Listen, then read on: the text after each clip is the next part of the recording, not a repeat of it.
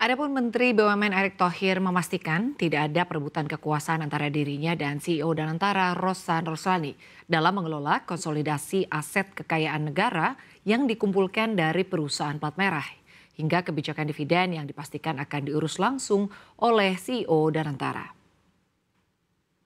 Proses-proses ini yang justru dengan tadi payung hukum yang jelas, ini akan menjadi sebuah percepatan yang bisa mengkonsolidasi daripada apa yang nanti roadmap dilakukan Danantara, yang ujungnya paling penting buat Danantara kan investasinya.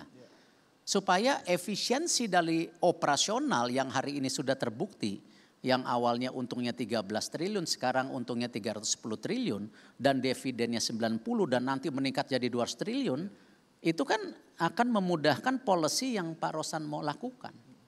Nah, plus juga dividend policy.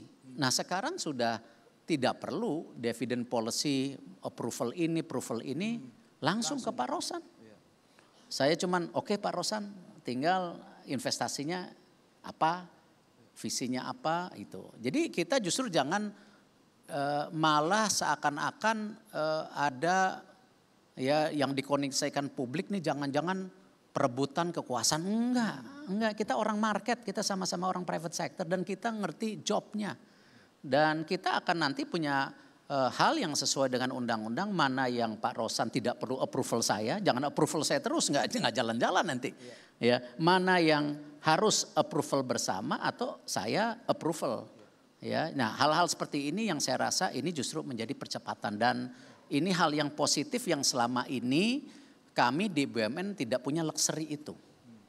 Ya, ini yang sebagai catatan paling penting, jangan dikonotasikan negatif seakan-akan ini seperti itu. Justru ini konteksnya korporasi.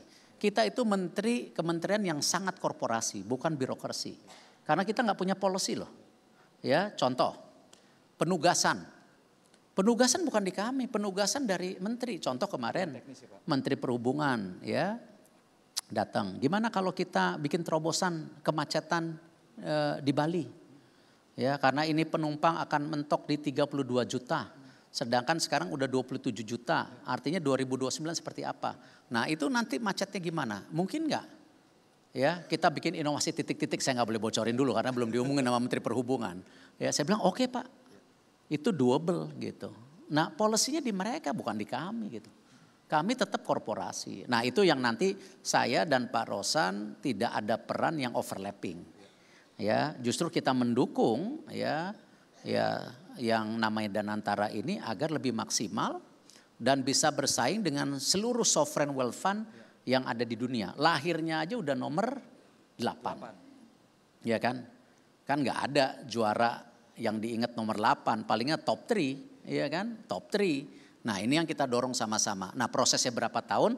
Nanti konsolidasi yang kita coba dorong gitu.